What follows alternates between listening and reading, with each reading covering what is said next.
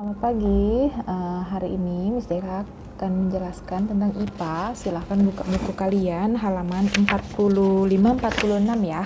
Sekarang kita belajar bab 3. Oke.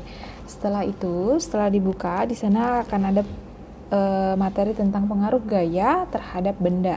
Di sana ada 3 poin yang mau dibahas plus dengan gaya di dalam air ya. Berarti 4 ya. Nah, silakan dibuka, kalian baca dulu. Nah, nanti misalkan kasih video beserta penjelasannya. Tapi sebelum kita ke pengaruh gaya terhadap benda, kita bahas dulu pengertian gaya. Kalian tahu nggak pengertian gaya itu apa? Nah, kalau nggak tahu, Miss kasih tahu ya. Gaya merupakan tarikan atau dorongan. Nah, gaya dorong adalah, tadi kan ada gaya merupakan tarikan dan dorongan. Nah, sekarang dijelaskan gaya dorong ya. Gaya dorong adalah gaya yang berupa dorongan yang menggunakan gaya otot untuk mendorong benda sehingga benda bergerak. Nah, gitu. Kalau gaya tarik adalah suatu gaya yang disebabkan oleh tarikan atau menarik ya. Nah, sampai situ dulu. Nah, itu adalah pengertian singkat yang bisa kalian hafalkan. Nah, kenapa harus dihafal dan diingat? Agar nanti kalau ada ujian itu sudah di sini ya. Miss kasih sesingkat mungkin biar kalian ingat. Oke. Next, kita ke pengaruh gaya terhadap benda ya. Ini dia. Pengaruh gaya terhadap benda. Bisa kalian lihat di buku kalian halaman 46. Di sana ada yang pertama, gaya mengubah bentuk benda. Nah, coba lihat contoh. Di sana ada plasticisin. Jika diberi gaya tekan oleh tangan, maka bentuknya akan berubah.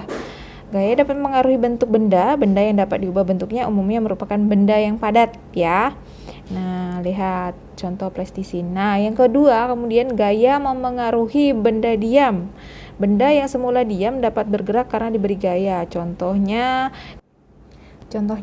bola diberi gaya oleh kaki ya. Bola yang semula diam setelah diberi gaya dorong akan bergerak dan berpindah tempat seperti contoh pada video ini.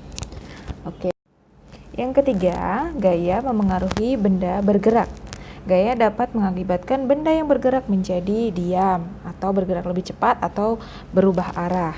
Nah, bola melambung karena diberi gaya dorong seperti contoh video di atas. Lihat ada anak berdua yang bermain ya, bola ya. Bola kembali melambung setelah diberi gaya dorong ya, didorong. Lihat, gerak bola berhenti setelah ditangkap. Nah, bisa dilihat di sana.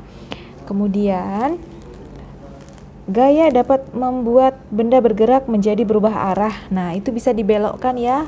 Bola yang melambung ke arah yang berbeda jika diberi gaya dorong ya. Bola kembali melambung setelah diberi gaya dorong. Nah, itu misalnya dibelokkan bisa berubah arah ya. Nah, menginjak gas dan rem saat berkendara termasuk memberi gaya ya. Kalau kita gas langsung cepat dia. Gaya dapat mengubah kecepatan gerak benda. Kalau kita naik motor, kita gas itu makin cepat ya. Kalau kita rem dia akan berhenti begitu ya.